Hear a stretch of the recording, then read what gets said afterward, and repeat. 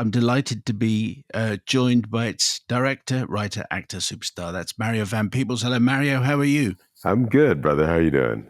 I'm okay. Well, it's 8 o'clock in the morning, UK, and it's like just after midnight in Los Yes, Angeles. Have I got that yes. right? I mean, this is a You crazy time to be have, doing interviews, you isn't it? have. Yes, it's.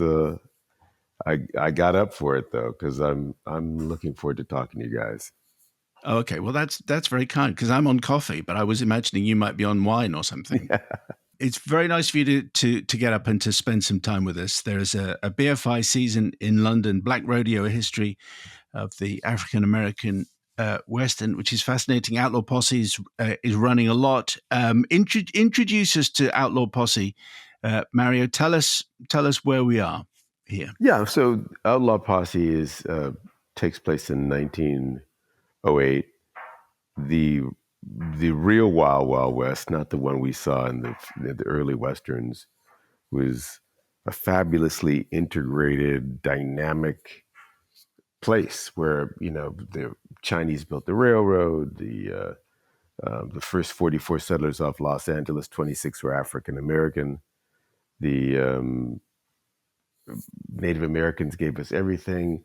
You had women long before women could vote. You had women like Stagecoach Mary, who had her own stagecoach line up through Montana, and she had to deal with the U.S. Postal Service to run run mail up and down. And she had a big Stagecoach Mary had a big cigar and a big ass gun, and no one messed with her. And so you had some real wily characters of all stripes, of all colors.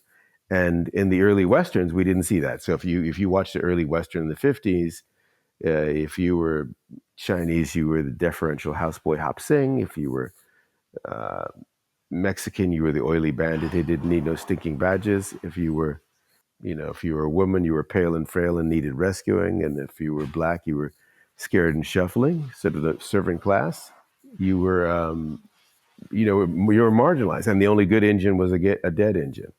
So you were basically marginalized in early westerns. And so in this western, Outlaw Posse, you see all kinds of folks, and that's exciting and important and more realistic. Yeah, which I want to ask you about in just a second. You mentioned just at the beginning of that answer that it's 1908. Yeah. Which is very specific. So, what is the significance of that? Because so obviously it's post Civil War. Obviously it's post the abolition of slavery. But there's a reference to Lincoln's assassination and the reparations being switched to slave holders and Butch and Sundance. There are various kind of anchors which tie this story in. Why did you want to put it in 1908?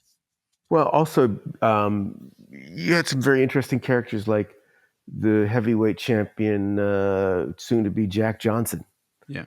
Like I said, you had Stagecoach Mary, you had um, Reconstruction. There's a line that Stagecoach Mary has to my son, who plays my on-screen son, Mandela Van Peebles, when we're on her stagecoach, and she says, "Boy, you lucky. You're part of the first generation that can legally call a black man father. Hmm. That when your daddy and I were born before 1863, before the Emancipation Proclamation, 2 years later, if you were in Texas, 1865, a black man couldn't legally be a father.